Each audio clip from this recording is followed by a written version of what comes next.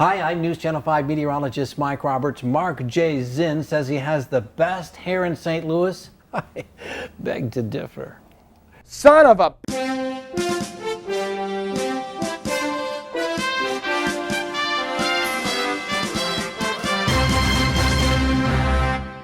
And welcome to another edition of Mondays in Midtown. I'm Mark Zinn. We sat down with Ed Martin, who is a congressional candidate in the 3rd District here in Missouri, and he's facing Congressman Russ Carnahan. This district is normally considered a stronghold for Democrats, but Ed is giving Congressman Carnahan a run for his money. Here's our interview from earlier today. Well, Mr. Martin, thanks for coming on Mondays in Midtown. I appreciate it. Glad to be with you. You know, you're in we were talking earlier about a pretty Democratic stronghold, which is the 3rd District, Dick Gephardt's old district. Yep. You know, what issues do you think are driving your campaign to try to get more Republican votes? Yeah, you know, actually, the number one issue when you talk to people is really jobs and the economy. I mean, as much as other issues come up, people have concerns about sort of the classic issues of life and all, and even education. It all comes back to jobs right now. In this district, it's South City, South County, Jefferson County, and St. Genevieve. There's a real sense that people are worried about jobs. And one of the things that a lot of classic Democratic voters, you know, union voters, union households, are pretty fed up with the current Congress because they feel like the stimulus bill, for example, was supposed to be about jobs, and it turns out it really wasn't about jobs. There was a lot of other things going on. So that's how we're communicating across a range of people about the issue that where they are, and that is jobs, and who's going to fight for American jobs, who's going to stay focused. So what's your job plan? I mean, we have a bunch of college students, some of which, you know, just down the road is the 3rd District, and some of which might live there, but what's your job plan? Well, I mean, I think that the first thing we have to acknowledge is small business is under sort of a burden. It's not so much an attack as a burden. So we need to take the weight off of small business. I was just in South City today with a guy who runs a construction company, and he was saying that the regulatory burden is so heavy right now. So when you take the regulatory burden and you take the tax burden and you take the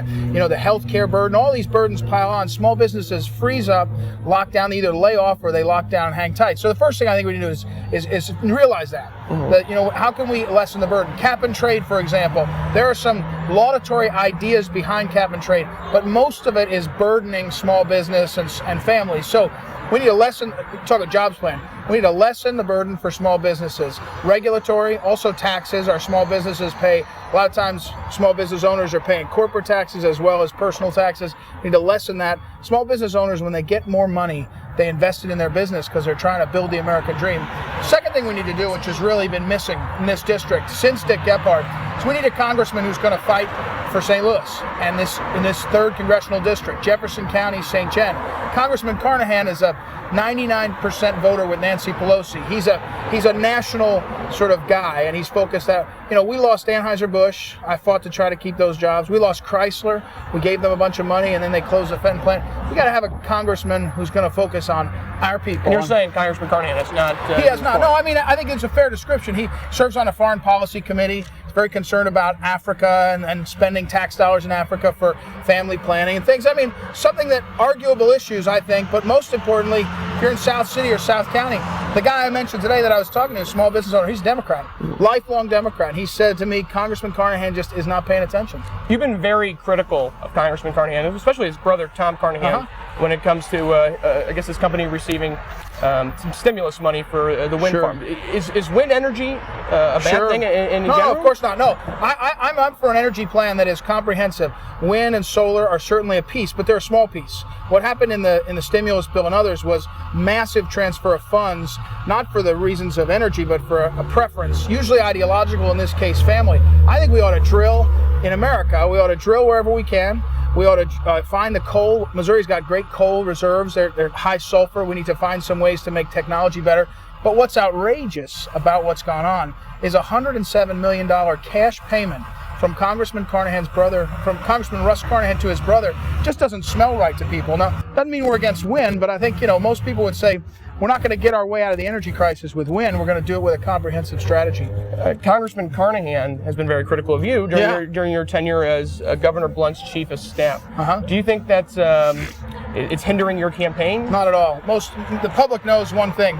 Congressman Carnahan's standing on his record, and he's embarrassed by it. He's terrified by it. So he's been attacking me and my family over lots of things. I don't think it has any impact. I think what the public knows is when you serve in public life, and I've done it twice, once at the election board in the city and once with the state of Missouri, there's going to be a lot of things said. And I think the great thing is, we had a disgruntled employee who sued, made a big deal out of it, and nothing was ever found, and you just kind of move on. But this race is about Nancy Pelosi and Russ Carnahan and the direction of our country, and the public knows it. When you talk to them, they really understand. You're a resident of the city, right? City, yep, South City, yep. What do you feel about Proposition A, the earnings tax issue? Do you think it's a valid proposition that's being sent to Missouri voters, or do you think it's kind of why don't we let the local authorities take care of it? Look, I think that there's a couple things that we have to admit about St. Louis. I'm a big city. I love the city. I live here, and my family and I decided to stay here because we love the city.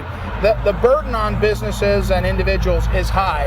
We pay a lot in taxes. We pay a lot of different things. I'm for any plan that makes it so that more people want to live here and build their businesses here. I'm not sure that's the earning tax being removed or not, but I know, my friends, I got a friend moving back from Minnesota, husband and wife, 2 kids, and they're going to move to the county because of the schools. When I was working for the state, we actually took over the public schools in the city because we knew you can't expect people to come here when you aren't going to give them a good education, give their family a good education. So I think that the earnings tax, the burden it places on businesses and individuals is worrisome. But before we take it away, I think we got to be very careful where the revenue is going to come from. How are you going to fill that? That's nearly 30% of the city of St. Louis's budget. I mean, that's almost the public safety department alone. Right. And I think there could be sort of fear mongering on what you'd cut. But the bottom line is, I think before we would ever get rid of it, we'd have to have a plan. But any conversation, again, that is addressing the burden on families and businesses, to me, that's a good conversation. Instead of,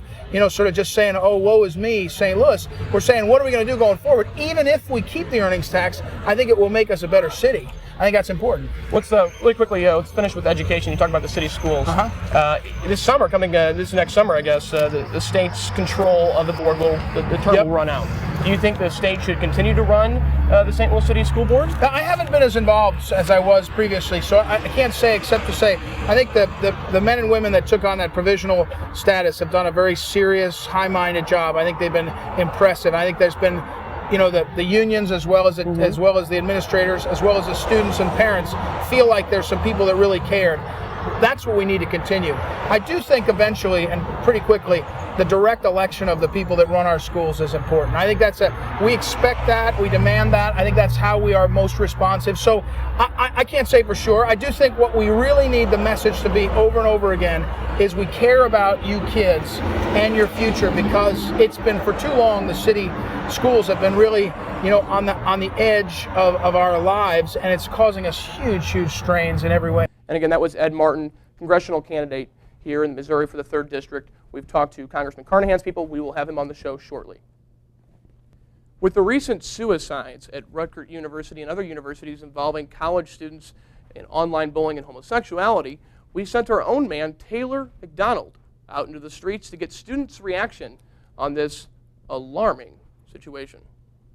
Are you aware of the recent situation that took place at Rutgers University? Yeah, I've read a little bit about it. All right, and basically, what was your reaction to that? I thought it was terrible, really sick that anyone would want to humiliate another person that badly. Yeah. How would you feel that discrimination carries over at SLU?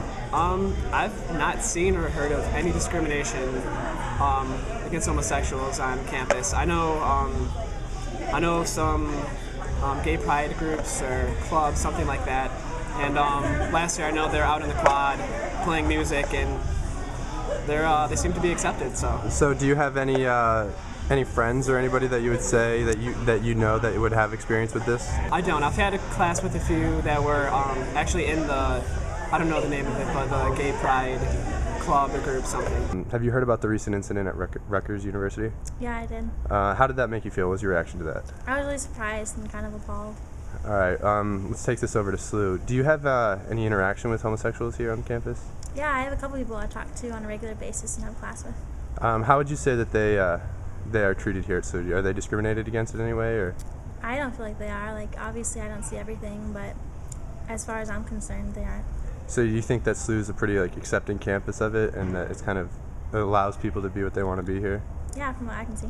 Are you aware of what happened at Rutgers University? Yes, I did. I heard about it a few weeks ago, actually. How did that make you feel? What was your reaction to that? I was really shocked. I never really thought that something could happen so extreme in a college campus like that. Yeah. Let's talk about SLU in terms of discrimination. Have you seen or heard of any instances about homosexual discrimination here? I hear kids throw out the gay word a lot. Nothing really toward homosexuality, though. I guess it's more just a discriminative word. Or So you're saying kids that will use the term "oh, that's so gay," whereas yeah, it's more so that not like someone saying they're actually homosexual or actually going that extreme like they did at that school. What's your reaction to that? Well, I think what happened's terrible. I think that it's a tragedy, and I would hope that there are people out there that really don't do that type of stuff, but It's too bad. It's terrible. Yeah, let's take this to SLU. Do you think that there's any kind of discrimination like that here? I would say that, as far as I've seen on Facebook and stuff like that, no. And I would hope, SLU has a great community, and I would hope that here someone wouldn't really, do that type of thing. What I heard happen was terrible. I don't know if, I've heard facts or not, but what I've heard was the truth was pretty bad. And I really don't see that type of thing happening here at SLU. And So you can say that you haven't had any personal experiences seeing another kid being called out for his sexual orientation? No, definitely not on Facebook. Through anything like that, I haven't seen anything like that. What about in person on campus? I would say the only thing that might be commonly misused is people call their friend fag or just you're gay, something like that. But other than that, I'd say that it really isn't a problem, and I'd like to say that the SLU community is pretty welcoming to anything like that. We're pretty open people. Okay, thank you very much. That was Taylor McDonald reporting for us, and man on the streets, if you will. Well, joining us now is Thomas Bloom, president of the Rainbow Alliance organization here on campus. Thomas, thanks for joining us. Thank you, Mark. You just watched that reaction. What is your initial reaction to the students' views on bullying, especially within the homosexual community? Well, I've seen something that I've seen pretty consistently, and that's that people are very horrified by the tragedy with Tyler Clementi over at Rutgers University. But pretty consistently, people don't hear about the countless other incidents where teens have committed suicide as a result of bullying. About 5 different incidents have been in the media at some point, but there have been about 10 in September and a lot more before that. So it's a little frustrating that these things don't get talked about. The other frustrating component that I noticed is people don't make the connection between these incidents and an overall epidemic. Do you think tolerance of homosexuals on SLU's campus is a big issue right now? Yes, and it has been for some time. Why do you think that? Well, you can see it just in the comfort that people would have with a same-gender couple walking down campus holding hands. I know several people in Rainbow Alliance would feel uncomfortable walking down campus in that way. It's a problem when at SLU staff members who happen to be gay don't have the ability to, if they live in the res hall, for example, to live with their partner or get health benefits for their partner.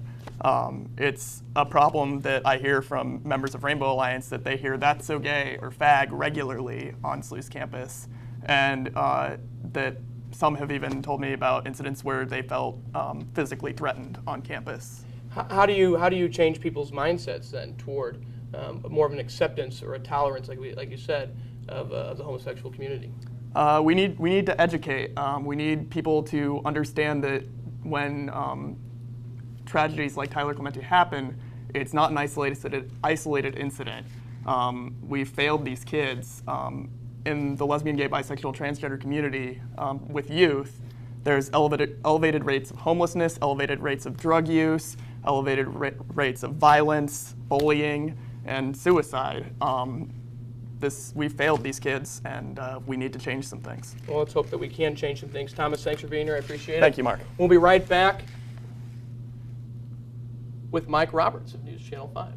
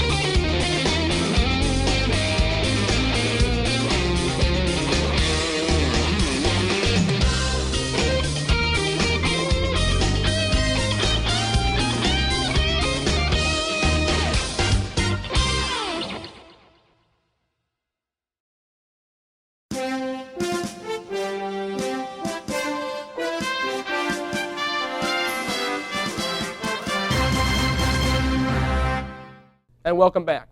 We sat down recently with meteorologist Mike Roberts of the NBC affiliate here in town, KSDK, where we talked about hair, hurricanes, snow, and Roy Orbison. He ain't got nothing on this hair. Mike Roberts, thanks for coming on Mondays in Midtown. Thank you very much. It's good to be with you, Mark. Now, I think it's important to note that you just got best hair for a male TV personality in St. Louis. Thank you, yes. And I guess I just want to... Go ahead, touch it. Wow. I said to my boss, well, actually, I said, I know we're in a huge ratings battle, and you're probably wondering, well, what, Mike Roberts, do you bring to the ratings battle?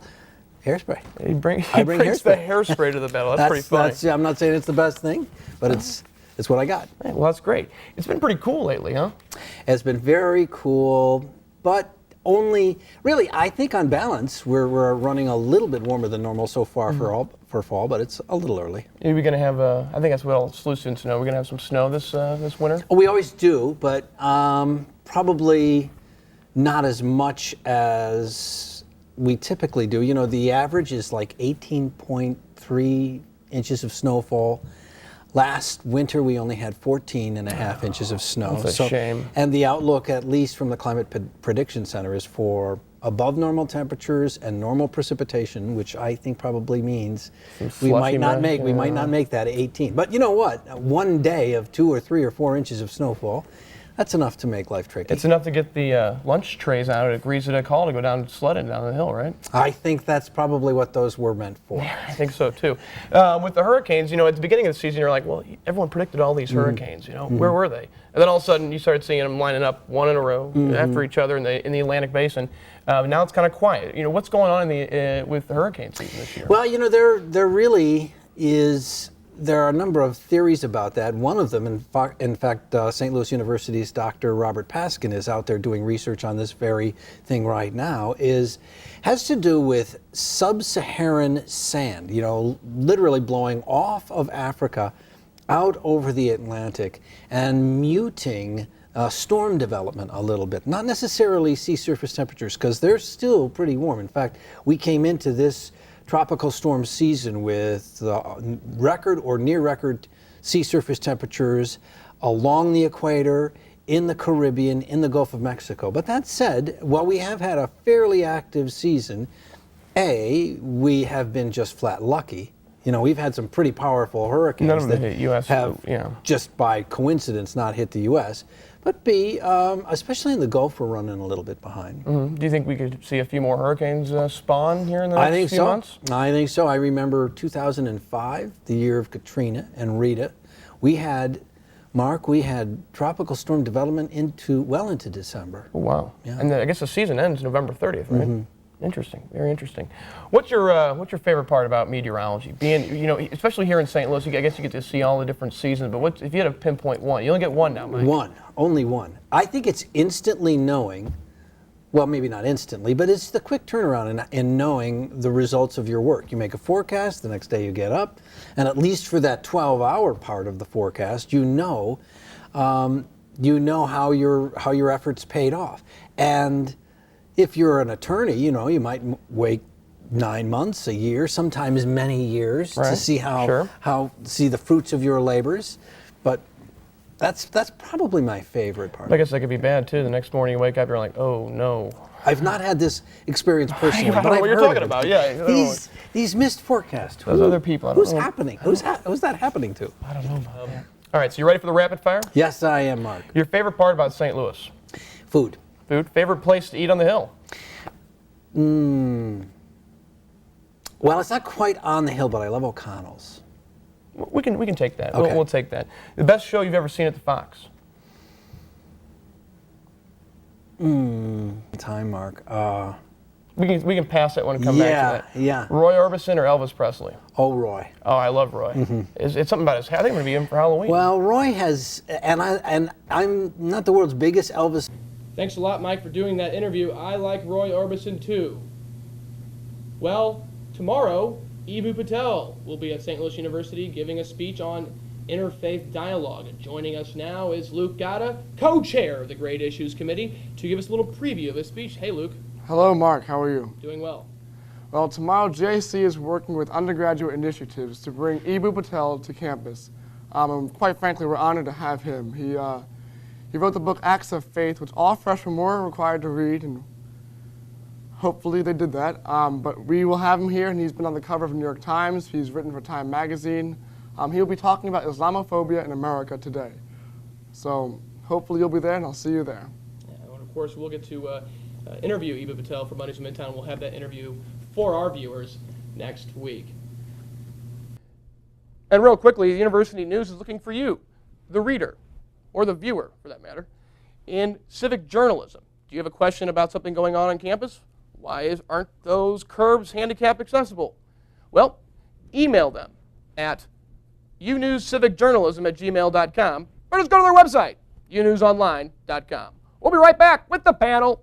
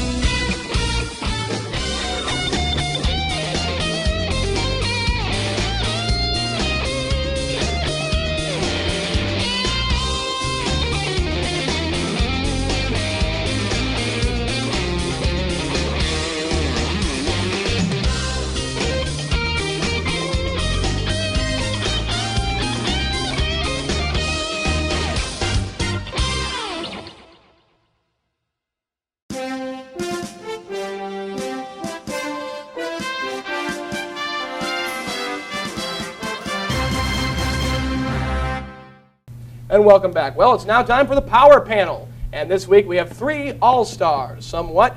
First starting with Chris Ackles, sports editor of the University News.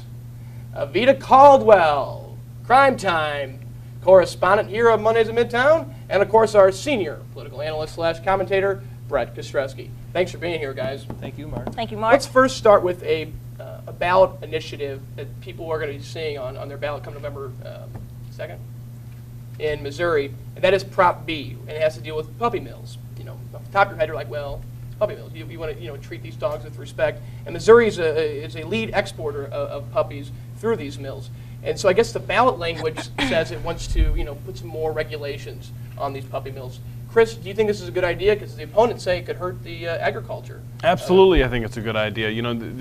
When you actually take a look at the proposition and what it is proposing, it's about protecting the animals. It's about protecting the puppies. I don't understand how anybody could possibly be against this. And the funny thing is, it's not necessarily something that it's only animal rights movements. This isn't PETA coming out with a proposition. This is something that the majority of Missourians are behind, and I certainly expect it to pass in November. Avita, do you agree? I definitely agree. A lot of times they have these puppy mills, and it's not an issue of them actually having the pets. It's the issue that they breed so many of them, and a lot of them are taken to local Missouri humane societies in horrendous conditions. So I think this is definitely needed. Brett, the opponents say it's going to hurt the agriculture economy here in Missouri, kill jobs and whatnot, and some businesses might lose money. Is this a smart thing to be doing in this current economic turmoil we're in? Well, I think this bill is an ill-conceived response to one very seriously gross and disgusting puppy mill that they came across, and the road to hell is paved with good intentions. And this is a good intention bill, and I respect the intentions, but there are definitely a lot of respectable puppy mills out there that can breed more than 50 puppies a year at a time and do it responsibly and cleanly, and those are the ones that are going to get hurt. And from what I hear, there's plenty of good language out there to help protect these puppies, and this is just going to hurt this economy when all they need to do is enforce the existing laws. Well, we'll see what happens on November 2nd. Rob Emanuel is out as White House Chief of Staff. He's going to run for mayor of Chicago. Is this a smart move for him, Chris? I think it is. I think it is for a number of different reasons. Clearly, he's done a good job in the White House as President Obama's Chief of Staff. And like I said, I think it is for a number of reasons. One, the city of Chicago is in need of another strong mayor, of course, with the Daley family moving out now. Two is that politics in Illinois in general is in need of a strong face. You have a situation where I believe it's 3 out of the last 6 governors or something along those lines are now behind bars. He has a chance. He's already a big name. He's already well known in Chicago politics. This is something that he definitely has a chance to really make a name for himself. The question is, where does he want to go with his political career? Is he someone who wants to be mayor of Chicago, and then the next thing you know, he's governor of Illinois, and the next thing you know, he's running for president? Is that what's on his plate? Or is it something that he just wants to, he's been in the national spotlight and now he wants to go back to the city, to the city level? Whether or not you see this as a step up or a step down, I'm not sure. And the question is, what are his intentions? Is it a good move? I think so. Evita, what are his intentions? I think he makes an interesting point. The fact that he's coming from the Obama administration can also be an issue. Like now they're already making an issue that the fact that he hadn't been in the city for over a year. So they're trying to say because of that he may not be qualified to run as mayor. So I think with him coming from the Obama administration, it may hurt him a bit because of the policies that of course he holds from coming from the administration, and a lot of people aren't really seeing eye to eye right now with the administration.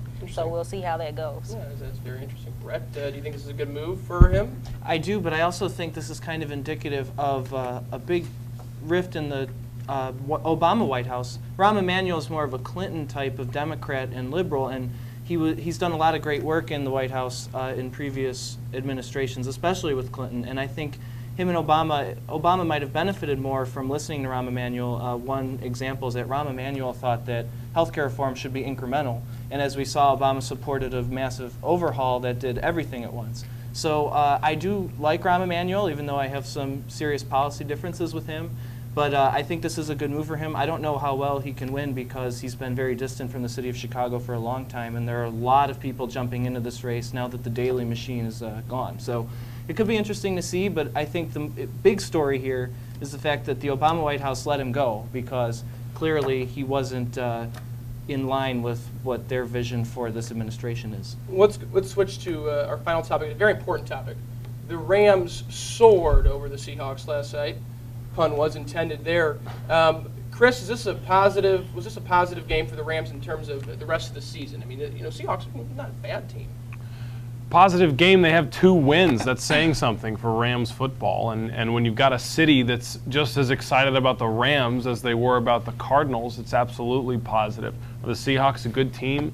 No. Does this mean the Rams are going to stay at 500 for the rest of the year? No. St. Louis Rams fans, don't get your hopes up. You're not going to win more than 5 games this year. You're 2-2 now, but that's as good as it's going to get. I don't agree with you. We are going to be 500 this year. I predicted that well before the season started. Evita, pretty good news for Rams fans, huh? Yeah, I don't know much about football, but I do see some hope in the Rams. Almost like their salaries have been cut. They're playing with a little fire in their feet now. So I have a little hope. I don't know about any playoffs or the Super Bowl, but this is definitely a start from the past years. We haven't had this many wins for a long time, Brett. Well, I think it's great. I mean, I'm not from St. Louis, and I'm not even an NFC team fan. However, I do want to see the Rams do well, and let's be honest, they had nowhere to go but up. But it's good to finally see them start to reorganize their team and their club and finally get some new fresh blood in there to give the team some energy. And 2 wins in a row for this team and a division win yesterday is definitely good for them. And I do want to see them do well. That's great. I think things are looking up. Thanks for being on the panel this week. And it's now time for Lyle's Corner. Whoa, it's Lyle's Corner, boys and girls, come on down. You'll learn about cool things around the town. It's Lyle's Corner!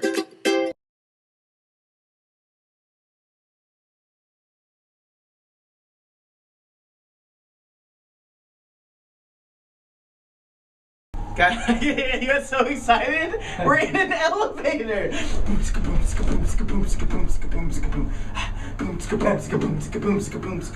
Take call. Loop that. Right, stop. We're still on number 5. I feel that this night might in fact be the one night. You know what I mean? Like the one night. We're like, paraphrase a poet. I've got a feeling. It's like the casino's like, I compare it to maybe like a leprechaun's castle. It's like you go in there, there's gold everywhere. You know, bottom of a rainbow, everywhere. His frame it thing. Okay, Lyle and I just left the Casino Queen. Let me tell you something about odds at casinos. Sometimes they're not very good. Sometimes they're god-awful, actually. And sometimes you both lose $40 in a night. And so Lyle's Corner production costs may be cut for the next couple of weeks. We may not have the type of quality that you guys would expect from our show. Lyle and I are moving out of our apartment, living on the Yeah, we street. might actually have to sell this camera on eBay. So if you're looking for a video camera, If anyone is looking for a Mr. Rogers cardigan, one may come out on the market. or like a babysitter. I'm a good babysitter. I also make really good like dinners if you're looking to like cater something. I have a Trader Joe's pad thai in the freezer right now. $5, it's yours. Seriously, I can go 5 days without eating, so just, you know, whatever. Crocodiley@gmail.com. Crocodiley@gmail.com.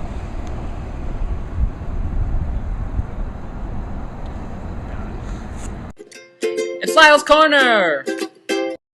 Now remember, the views expressed on Lyle's Corner don't necessarily reflect those of Mondays in Midtown, the University, or Father Biondi. Well, our own Amanda Huntingford has this week's Spotlight on St. Louis, and it takes a look at University City. For this week's Spotlight on St. Louis, we bring you to the Delmar Loop, located in University City. The loop gained its name from the trolleys that would loop around here to return to the city. The various mix of stores that border this section of Delmar Boulevard is sure to include something for everyone. The best part? It's easily accessible by the Delmar Metrolink station, which lets you off just behind the pageant. It's also about a 15-minute drive from campus. The over 40 restaurants include familiar names such as St. Louis Bread Co., Jimmy John's, Subway, and The Melting Pot, but also include the St. Louis traditions of Blueberry Hill, Fitz's Root Beer, and Cicero's. A popular draw to Fitz's is watching the bottling of their famous root beer. Blueberry Hill, a St. Louis landmark, features good food, darts, pinball, a photo booth, and a wide range of pop culture memorabilia that is worth a look. The restaurant also brings in bands, including St. Louis native Chuck Berry. The Loop features 3 different ice cream stores, Cold Stones, Ben & Jerry's, and Froyo, where one serves themselves from many flavors of soft serve and toppings and pays by the weight. Not hungry? Check out the wide range of shops. The Loop includes galleries, vintage, as well as new clothing stores, comics, used books, and more. Well known for its large selection of music, vintage vinyl is a must for any music lover. A visitor could catch a movie at the Tivoli, or perhaps go to a concert at the pageant. Like to go bowling? Check out the Pinup Bowl located near the Moonrise Hotel and the pageant. The Loop is also home to Craft Alliance and the Center for Contemporary Arts, or COCA, which offer classes in most aspects of the arts. Thanks, Amanda, for that awesome Spotlight on St. Louis segment. Well, we have some viewer mail. You can always write us at mondaysinmidtown@gmail.com. This mail comes from Steve McLean. Steve is from Cleveland, Ohio. All of our mail so far has come from Cleveland, Ohio. That's okay. We'll get to that in a second. I'll tell you why. Zinn, what's worse for America, cigarettes or MTV? Your loyal follower from Cleveland, Steve. Well, thanks for writing, Steve. It's definitely MTV, no doubt. And I wanted to say about Cleveland is, you have the Rock and Roll Hall of Fame. And I think it's important to note that one of my favorite people in the world has recently been nominated for the 2011 induction class. That's right, ladies and gentlemen, Neil Diamond has been nominated to be inducted into the Rock and Roll Hall of Fame. And I think it's very important that everyone right now take out a piece of paper and a pen and write a letter of support to Neil Diamond. Crackle and Rosie, get on board. We'll see you next week, if not before.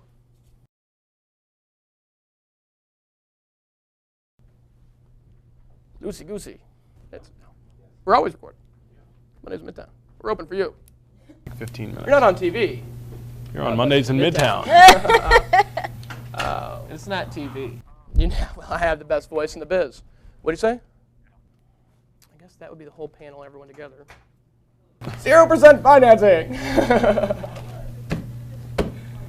Oh my goodness. A little advertisement.